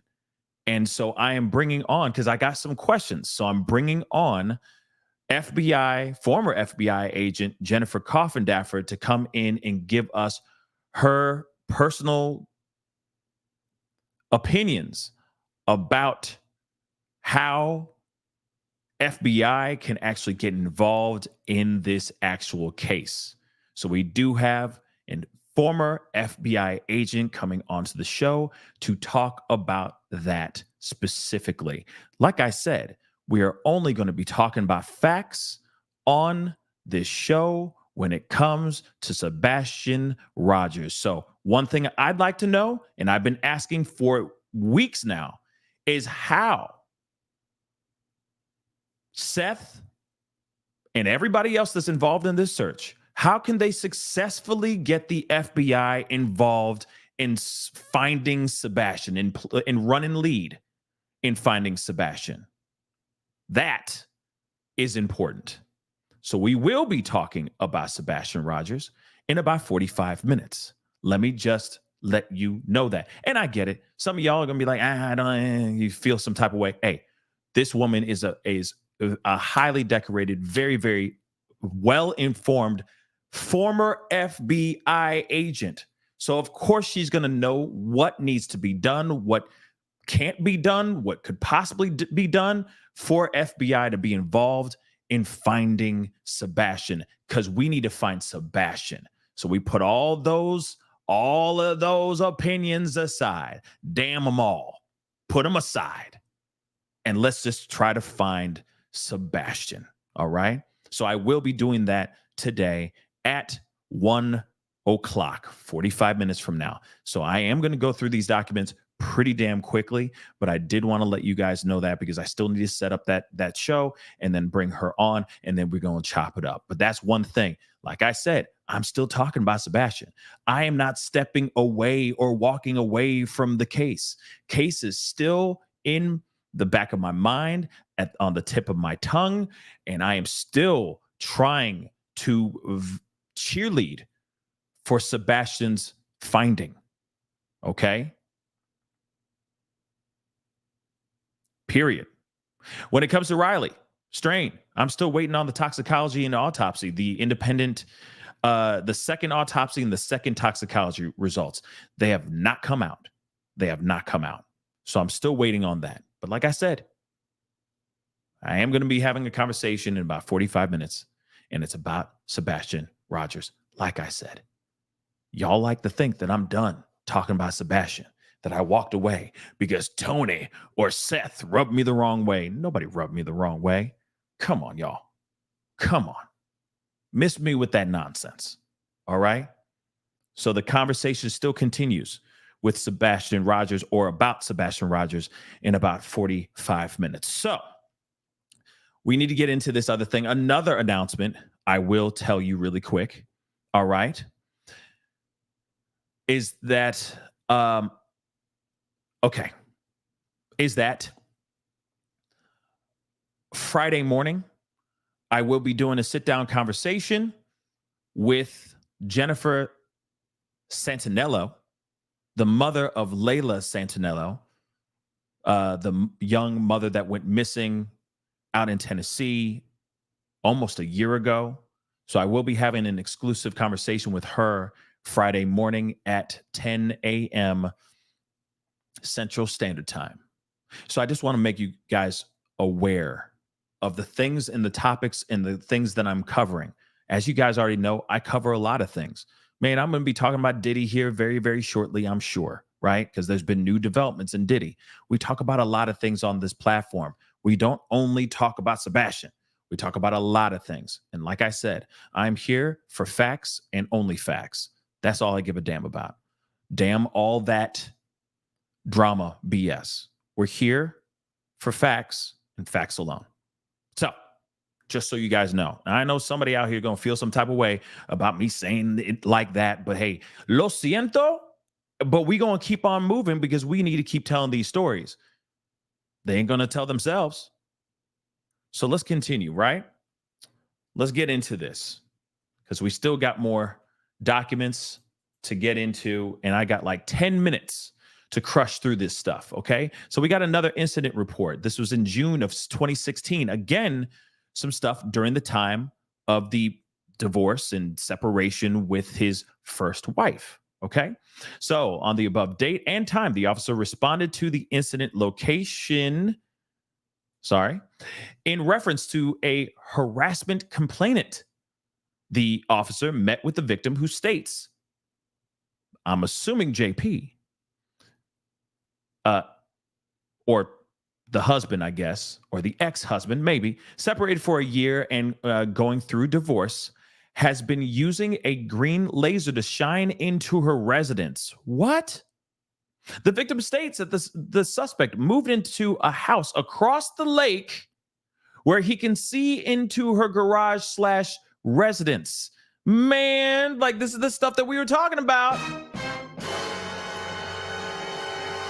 The victim states tonight, the suspect had a green laser and it was being pointed at her garage where I guess I'm assuming she was or the kid was. The incident was caught on video. So she even has receipts, y'all. She even has receipts. The officer observed the video. The video showed a green in color light being shined on the victim's residence from across the lake, approximately where the suspect lives. Wow. The officer advised to have a copy burned and given to her lawyer. Let me just tell you something. Like I said before, this is a history. This is a history of absolute lurking, harassment, and then some. There's more, though. There's a bunch more. So we're going to crank through these here. All right. Let's take a look at this one here as well. All right. But incident report. So a complainant stated that he is supposed to have his 4 children on this date and time from 4:30 to 8 p.m. One of the complainant's sons was at a friend's birthday party in the Gates community and was unable to be there at the specified time. The complainant is going through family court and stated that he needed a report written so that he may take it to mediation that they are having on October 3rd. The officer explained that no custodial interference had taken place. The complainant insisted that a report be written for this matter still. So it was done at the complainant's request. Okay, so he was just angry and he just wanted to make things like, oh, I got this, documented and see how terrible of a mother she is. She's not adhering to our custody agreements and all that BS. That's how I'm interpreting that crap. All right. Now let's get into this other one. Another officer report. June 24th, 2018, I'm sorry, around 5 p.m. Let's get this.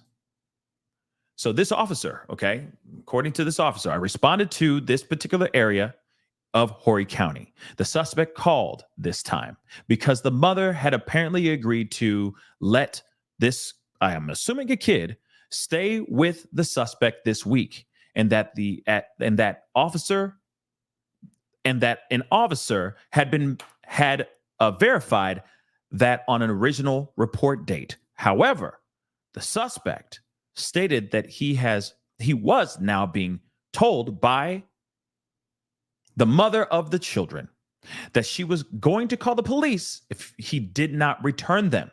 He stated that he had not been able to supply, I guess, the kids with the dates, or I guess whoever, with the dates that he wanted the children by weeks, since he gets them one full week each summer month by April 1st, which is the deadline of the agreement. All right. But still wanted his weeks. So he was supposed to give her the scheduled weeks that he wants each week per month throughout the summer by April 1st. That was the deadline to be like, okay, I want the last week of July, the first week of June, the second week of, the first top of the week of August, you know what I mean? The last week of May, whatever, right? He didn't do that though. Okay. I did see the text message where she had told him on June 17th, 2018, that he could have the kids this week. I spoke to JP Miller, or I guess the ex-wife, who stated that she had sent that before the police were called on the 17th of June, and that now she had felt uncomfortable leaving her child with JP because he had been telling the child mean, inappropriate things, not thins, but things about her, which now were causing issues at home. That's some crazy baby daddy-ish. And baby mama-ish too, because y'all know baby mamas and baby daddies do this trash all the time. Okay? Your mom ain't nothing. She don't make your peanut butter jelly sandwiches like I do. You know what I mean? She don't get up like I do early in the morning and take you out and have a good time with you. Does she? No, she doesn't. That's why daddy the bomb. Don't forget, mommy ain't nothing. Daddy's the bomb. They do this all the time. We've heard that all the time. A tale as old as time. We've heard this stuff all the time, man. She agreed to allow this kid to stay with JP until Friday. That is June 29th, which would have been a week. And that her children needed to be returned no later than the time of day written in the custody agreement, which she believed was 5:00 p.m. She also wanted me to advise the suspect that she wanted absolutely no further contact with him by any means, unless the contact strictly concerning picking up or dropping off the children or emergency situations. I advised the suspect. I also advised both parties that everyone concerned needed to appear in family court and have the custody agreement amended to have a solution for this type of situation where the suspect may have forgotten to supply possible dates of custody to the ex-wife. At this time, the child was left with the suspect, and the complainant is expecting the child back on the 29th of June. Nothing further. Now, here's the thing, okay? And this is what I hate more than anything when it comes to breakups or divorces, okay? I hate when parents, the baby daddy, the baby mama, the ex-wife, the ex-husband, use the child as a symbol of power, a symbol of control. We see this all the time. We've seen it a million times. We've seen women, ex-wives, ex-husbands as well, spouses. I'll just use that universal word. Ex-spouses use the child as ransom. Like, oh, you didn't do this for me, so I'm holding the child against you. and vice versa, right? We see this stuff all the time. We also see stuff where it turns into an East Side, West Side type thing. You know what I mean? Mama ain't nothing. Who shot you? You know what I mean? It's kind of sad because next thing you know, you got the parents going after each other and the kids are just standing in the middle going like, why are they arguing with each other? I don't understand what's going on. And then they go, that's what love is? This is how adults communicate with each other? Wow. Okay. And then they have that ingrained in their heads for the rest of their lives. And then the cycle continues. Or they get smart enough when they get old enough to unlearn that stuff, right? Shake that stuff off as best as they can. But real talk, that's some really, really, really sad stuff because no kids should be used as props. They shouldn't. And no kid should ever be used in that way of like, oh, do you know that your mom ain't nothing? Your mom ain't nothing. That's not good. Like I said, it's, you know, even when I said it before, you could tell that this is the kind of guy who definitely would go into the pulpit and talk trash on Mica Miller to his whole congregation instead of protecting his own, protecting the one that he claims to say that she is the love of his life. That's a huge difference, guys. That is a huge, huge difference. And what breaks my heart is that he was doing this all out here in plain sight. Right out there in plain sight, and nobody did nothing, it looks like. Except for Mica, who was trying to seek refuge, was trying to do everything she could to get the hell away from this monster. And what happened? Now we have tragedy. Like I said, guys, I mean, there's a few more documents. I'm going to have to show this to you guys on another show in another time, because you know for a fact there's still more information out here. Okay, still more documents, still more videos, still more interviews, I'm sure, that are still going to keep coming out over time. This young woman deserves as much justice as she can, because you know what? I also feel bad for the first ex-wife, for his first wife. She's a survivor of this ish too. And I understand she probably doesn't want anything to do with anything. She wants to stay in the back. She doesn't want to talk to nobody, not have nothing to do with any of this stuff. Trust and believe. I get it.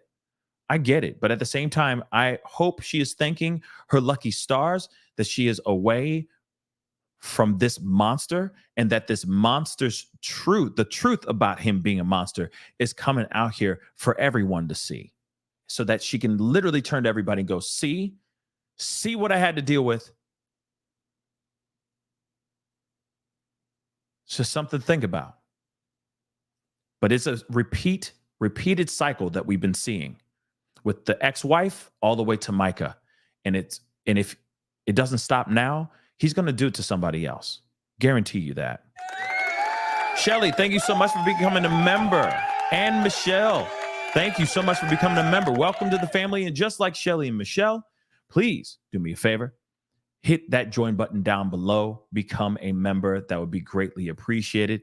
GGS, thank you so much for the super chat. He's the devil in disguise. Indeed. Okay. And obviously, all of these documents, officer reports, incident reports, all that stuff is all starting to come out, showing proof positive that this is a very dangerous, dangerous individual. Okay. And if they can find justice, if they can get him locked up in some sort of way, I hope that they actually do. Real quick, Elizabeth, welcome to the family. Thank you so much. All right. I really do appreciate it. Welcome to the family. Welcome to the family. I appreciate it. But that is the show. I appreciate all y'all for being here. Like I said, in less than a half hour, I will be back on. We will be talking with former FBI agent Jennifer Coffindaffer. It's been a long time since I've had her on the show, but we're here to talk about this one topic and one topic only. How can the FBI really get involved in the search for Sebastian Rogers? That is the main topic coming up very, very soon. Okay, so be on the lookout for that. If you haven't done it yet, please do me a favor. Crush that like button down below. Hit that reaction button on all the other platforms. If you're watching over there, please do not forget to hit that follow button. Please and thank you. Don't forget to crush that subscribe button on my YouTube channel. Follow me on my social medias. That'll be greatly appreciated. Okay, and of course, if you want to support the channel, hit that join button down below. If you're watching on YouTube, become a member or go to my Patreon, patreon.com/The Pascal Show. That'd be amazing. And your support will be greatly appreciated. Okay?